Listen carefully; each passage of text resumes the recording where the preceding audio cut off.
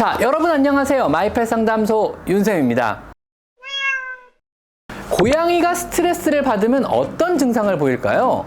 양측 어깨와 등 쪽으로 탈모가 진행되기 시작합니다. 이건 심한 스트레스에 해당되는데요. 갑자기 싸나워지거나 숨어서 안 나오는 경우도 있습니다. 이렇게 스트레스 상태에 노출된 고양이는 우리가 어떻게 해줘야 이런 스트레스 상태에서 벗어나게 스트레스를 풀게 해줄 수 있을까요? 여러분의 고양이는 편안하신가요? 혹시 혼자 있는 무료함에 다른 고양이의 불안이나 잘못된 실내 환경으로 인해서 스트레스를 받고 있는 건 아닐까요? 오늘은요, 고양이가 스트레스를 받고 있을 때 나타날 수 있는 행동들과 이럴 땐 우리가 어떻게 해줘야만 하는지에 대해서 한번 알아보도록 하겠습니다. 고양이가 스트레스를 받으면 어떤 증상을 보일까요? 첫 번째는 혼자 있으려고 합니다. 우울하거나 스트레스를 받으면은요, 소심한 고양이들은 주로 혼자 있으려고 하는 성향이 되게 강해집니다. 이건 사람도 동일합니다. 저 역시 스트레스를 받고 힘들면은요, 어울려서 풀기보다는요, 혼자 있고 싶어지거든요. 집에 집사가 와도 반기지 않고 평소처럼 집사 곁에 다가오지도 않게 됩니다. 두 번째는요, 양측 어깨와 등 쪽으로 탈모가 진행되기 시작합니다. 이건 심한 스트레스에 해당되는데요. 심한 스트레스의 결과로 과도하게 그루밍을 하거나 긁고 심하면 입으로 털을 뽑아서요, 탈모가 진행되게 됩니다. 의외로 많은 고양이들의 탈모가 이와 같은 신경성 탈모입니다. 고양이는요, 사람 이상으로 굉장히 예민한 동물입니다. 사람도 너무너무 스트레스 받으면 머리 빠지는 거 아세요? 제가 한번 겪어봤거든요. 진짜더라고요. 자, 다음 세 번째는요, 집사를 따라다니며 유난히 울어대기도 합니다. 갑자기 애교가 많아진 것처럼 보일 수도 있습니다. 너무 무료한 환경에 오래 노출된 어린 고양이들이 주로 이런 행동을 보이는데요.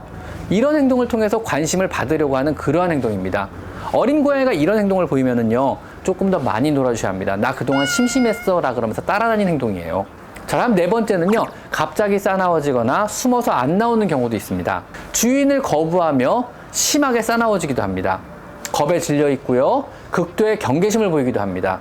웅크리고 숨어서 불러도 반응하지 않습니다. 주로 동물병원의 방문이나 어린 조카들의 방문, 혹은 갑자기 준비가 안 된 상태에서요, 너무나도 공포스러운 경험을 한 후 보이는 일반적인 증상입니다. 병원에 갔다 온 뒤로 애가 숨어서 안 나와요. 병원에 갔다 온 뒤로 애가 나를 공격해요. 이런 전화에 왕왕 받거든요. 이럴 때 나타나는 것들이에요. 일종의 정신적 트라우마로 보일 수 있으며, 하루 이틀 만에 끝나는 경우도 있지만 수개월이나 거의 평생에 걸쳐서 이런 트라우마 상태가 지속되는 경우도 있습니다. 실제로 간단한 중성화 수술 후에 덜 변한 고양이의 성격으로 2년 동안 자기 고양이를 만지지도 못했다는 보호자분도 주위에서 봤습니다. 다음 다섯 번째는요, 화장실 이용을 거부하기 시작합니다. 화장실 이용을 거부하고요, 참을 때까지 참다가 결국은 여기저기 실수를 하기 시작합니다. 지속적인 배뇨장애를 보이며 결국에는 하부요록의 증후군이나 방광염으로 병원 치료가 필요한 그러한 상태가 되기도 합니다. 고양이가 스트레스로 인해서 화장실을 잘 사용하지 못할 정도의 상태라면요, 매우 중한 상태임을 간파하시고 빨리 병원에서 여러 가지 치료를 받으셔야 할 수도 있습니다. 다음 여섯 번째는요, 하품을 하거나 엎드려서 기운 없이 잠만 잡니다. 가벼운 스트레스 시 나타날 수 있는 증상입니다. 이유 없이 발을 빨기도 하고요, 이유 없이 하품을 합니다. 이유 없이 귀를 눕히고 엎드려 잠이 많아지기도 하고요, 강아지의 카밍 시그널과 비슷한 이런 종류의 반응을 고양이들도 보이는 것 같습니다. 다음 일곱 번째는요, 식욕이 떨어지고 활동 저하가 오기도 합니다. 과도한 스트레스 상태가 지속이 되면은요, 사람과 마찬가지로 입맛을 잃게 됩니다. 의욕이 없어지는 거죠. 대체로 다묘 사육 과정에서요, 동거묘들 사이에 문제가 생기면은 왕따 당하는, 괴롭힘 당하는 고양이에서 이런 증상을 종종 보이기도 합니다. 자, 그럼 위의 증상으로요, 내 고양이가 현재 스트레스를 받고 있는 건 인지를 하게 됐습니다. 자, 그럼 우리가 어떻게 해줘야 하는 걸까요? 사람이야 노래방을 간다든가 친구들과 어울린다든가 쇼핑을 해서 플렉스를 한다든가 이런 방법들이 있지만 고양이는 어떻게 해줘야 되죠? 첫 번째는 환경 풍부화입니다. 캣타워나 선반 같은 것을 놓아주어 집안에서 숨거나 있을 곳을 더 풍부하게 만들어줍니다. 스크래치 포스트 등을 두어 발톱을 갈 수 있는 곳을 몇 군데 더 만들어주시고요, 스스로 혼자 갖고 놀 수 있는 여러 가지 장난감을 구비해줍니다. 캣타워는 되도록 가장 커다란 창가 쪽에 두어 창밖에 지나가는 사람이나 동물을 보게 해줍니다. 그리고 실내 방향으로는 전체 실내를 조망할 수 있게 해주는 겁니다. 고양이는 굉장히 움직이는 것에 흥미를 많이 보이거든요. 고양이에게 캣타워는 최고의 럭셔리 아이템입니다. 그러니 위치에도 신경을 써주셔야만 합니다. 즉 캣타워가 얼마나 비싼 거냐가 중요한 게 아니고 캣타워의 위치가 100만 배는 더 중요합니다. 고양이는 가격표를 볼 줄 모르거든요. 금붕어 같은 것을 키워서 고양이가 관찰하게 하는 것도 좋습니다. 금붕어 같은 어류는요, 고양이와 상성이 정말 좋거든요. 의외로 고양이가 금붕어를 공격해서 잡아먹지는 않습니다. TV를 틀어주고 외출하는 것도 좋은 방법입니다. TV에서 움직이는 작은 동물들을 관찰하는 것에 매우 집중하며 고양이들은 생각보다 굉장히 재밌어합니다. 창가에는요, 고양이 창문에 붙이는 해먹을 설치하여 창가에 붙어서 밖을 볼 수 있게 해주세요. 이거 요즘 새로 본 재밌는 아이템인데요. 창가에 캣타워의 설치가 구조적으로 어렵다 그러면은요, 이런 해먹을 창문에 붙이는 것도 좋은 방법입니다. 그리고 고양이는 굉장히 사회적인 동물입니다. 주인과의 교감은 굉장히 중요합니다. 고양이는 독립적으로 사냥을 하는 동물이지 독립적인 동물은 아니거든요. 반대로 매우 사교적이며 사회적인 동물에 들어갑니다. 장난감을 가지고 하루에 4회씩 15분씩 놀아주는 것이 필요합니다. 즉 이렇게 스트레스 받는다 그러면 많이 놀아준다는 거죠. 주인과의 교감도 중요하고요. 그런 놀이 활동을 통해 상당 부분 스트레스를 감소시킬 수 있습니다. 교감하는 놀이를 반드시 해주세요. 그 다음에 고양이 몸을 만지고 쓰다듬는 이런 마사지조차요, 고양이와 집사가 교감할 수 있는 아주 좋은 방법입니다. 부드럽게 겨드랑이나 사타구니나 목덜미 등을 부드럽게 만져주고 부드러운 목소리, 약간의 저음 톤으로 이름을 불러주는 것이 좋습니다. 고양이 마사지 방법에 대해서는 제가 소개한 영상이 있으니까 이것도 한번 확인해 보시면 좋을 것 같습니다.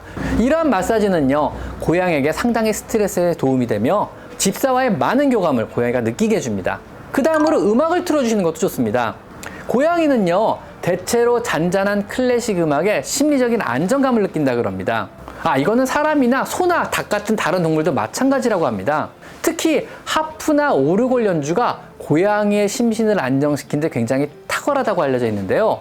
그것 외에도 요즘엔 고양이의 심신 안정과 스트레스 해소용으로 제작된 음악들도 있다 그러니까는요, 한번 찾아서 들려주시면은요, 우울감이나 긴장의 완화, 또 불안 등의 스트레스 감소에 굉장히 도움이 될 것입니다. 자, 그리고 또 맛있는 것을 주는 것 역시 스트레스 해소에 굉장히 큰 도움이 됩니다.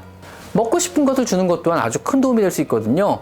고양이와 집사가 함께 먹을 수 있는, 고양이가 좋아할 만한 맛있는 식재료를 이용한 요리 영상들도요, 제가 만들어 놓은 게 있으니까 그것도 한번 참고해 보시는 것도 나쁘지 않을 것 같습니다. 기름진 캔푸드를 주시거나 아주 가끔은 고양이를 위해 직접 요리를 해주는 것도 아주 좋을 것 같습니다. 생각보다 많은 자연주의 식단이 인터넷이나 책으로 공개가 되어 있으며 주식이 아닌 간식으로 가끔 주는 간식이라면요, 안전하게 만들어 주실 수 있는 것이 생각보다 많습니다. 몸에만 좋은 것만 주지 마시고 가끔은, 아주 가끔은 입이 즐거운 것도 주시는 것도 필요하다는 얘기입니다. 특히 고양이 같은 경우는요, 그리지한 캔푸드를 충분히 주시거나 캣닙, 마다따비 같은 허브를 주는 것도 일부 고양이에게 굉장히 큰 도움이 될 수 있습니다. 자, 그리고요, 고양이가 만성적으로 받는 스트레스에 좋은 영양제를 한번 급여해 보는 것도 좋습니다. 이사나 방광염, 공격성 증가 등으로 스트레스성 문제 행동을 보이기 시작한다면요, 질켄이나 칼맥스 같은 영양제 급여도 한 번쯤은 생각해 보셔야만 합니다.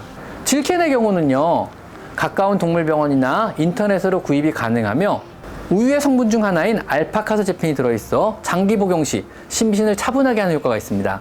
사람은 잠이 안 올 때나 불안할 때 따뜻한 우유 한 잔을 마시면서 심신이 차분해지는 것을 경험하게 됩니다. 이때의 성분이 바로 우유에 들어있는 알파카세제핀이라는 성분이거든요. 우유에서 이 성분만 추출하여 합성하여 고양이용 영양제로 만들어진 것이 바로 질켄이며, 장기간 복용 시 사나운 고양이나 쉽게 흥분하여 스트레스를 받는 고양이를 안정시키는데 아주 효과가 있다 그럽니다. 물론 우유에서 추출한 자연 성분이므로 오랫동안 먹여도 별다른 부작용은 없습니다. 칼맥스 같은 경우는요, 국내에서 정상 구입은 어렵고요, 인터넷을 통해 병행 수입은 어느 정도 가능한 것으로 알려져 있습니다. 일시적으로 사용하는 스트레스 완화제인데요, 장기 복용용은 절대 아닙니다. 효과는 굉장히 좋습니다. 이동 전 혹은 병원 가기 전, 천둥 번개 같은 심한 스트레스 상황 하에서 30분 전에 일시적으로 먹이면 즉시 효과가 나타납니다. 카바카바 성분으로 사람으로 치면 맥주 한 잔 먹은 것 같은 알딸딸한 상황과 같게 됩니다. 실제 맥주 한 잔 먹었을 때의 상황과 양리적인 기전이 거의 똑같습니다. 역시 자연 추출물이므로 별다른 부작용이 없으며 일시적으로 심신을 안정시키게 됩니다. 질켄보다는 굉장히 직효이며 주로 스트레스 받을 만한 상황 혹은 이벤트가 있기 30분 전에 한 번 복용시켜서 2시간에서 하루 정도의 효과를 발휘하게 됩니다. 옛날에 국내에서 정식 판매가 될 때는요, 병원 오는 스트레스가 심한 고양이한테 한 병 쥐어서 보내곤 했던 그런 종류의 영양제 중에 하나입니다. 나중에 진료가 편해지거든요. 그래서 고양이들도 행복해 하고요. 역시 스트레스에는 시원한 맥주 한 잔이. 그리고 다음 9번째로 배치플라워 레스큐 레메디가 있습니다. 플라워 에센스 제제로요, 요즘 유행하는 모든 행동학 세미나에 어김없이 등장하는 제제입니다. 직교 반응으로요, 두세 방울 정도를 직접적으로 입에다 먹이게 되면은요, 30분 이내 고양이가 약간 차분해지는 효과를 발휘합니다. 개체차가 어느 정도 있기는 하지만은요, 잘 듣는 고양이들에게는 굉장히 뛰어난 효과를 보입니다. 주로 개나 고양이의 분리불안증 치료에 쓰이며, 불안해질 만한 상황, 병원 가기 전이라든가 아니면 손님이 방문하기 전이라든가 아니면 장거리 이동 전에 몇 방울 먹이실 것을 권장드립니다. 자, 다음은 합성 페로몬을 한번 사용해 보는 것도 좋습니다. 펠리웨이라는 페로몬 제제를 사용해서요, 전체적인 스트레스를 완화시킬 수도 있습니다. 펠리웨이는요, 고양이 합성 페로몬 제제로 고양이의 뺨에서 분비되는 친근감을 표시하는 페로몬을 합성한 제제입니다. 고양이를 기분 좋고 편안하게 하며 친근감 있게 하는 성분이 들어가 있고, 콘센트에 꽂아 놓으면은요, 그 공간 안에서 약 한 달 동안 방향제처럼 퍼지는 그러한 약재입니다. 한 달, 두 달 정도 꾸준히 사용하시면요, 조금씩 그 공간에서 편안함을 느끼게 해주는 그런 효능을 보입니다. 아직까지 불행히도 국내에선 구할 방법은 없으나 최근에 국내에 정식 수입을 하기 시작하셨기 때문에 동물병원이나 인터넷으로 알아보시면 구입이 충분히 가능하실 것입니다. 만약에 이 정도로 해서도 해소가 안 되는 심각한 스트레스를 보이거나 심각한 행동학적 문제를 보이고 있다면요, 그때부터는 여러분이 해결할 방법은 없습니다. 지체 없이 가까운 동물병원에 수의사 선생님과 상담을 해보셔야만 합니다. 이런 경우에는 상담 후에 여러 가지 약물요법이 필요해질 수도 있거든요. 오늘은 고양이가 받는 스트레스들의 증상과 또 그것을 해결하기 위한 치료법, 처치법, 집에서 할 수 있는 여러 가지 방법들에 대해서 한번 얘기를 나눠봤습니다. 오늘은 여기까지 마이펫 상담소 윤쌤입니다. 감사합니다.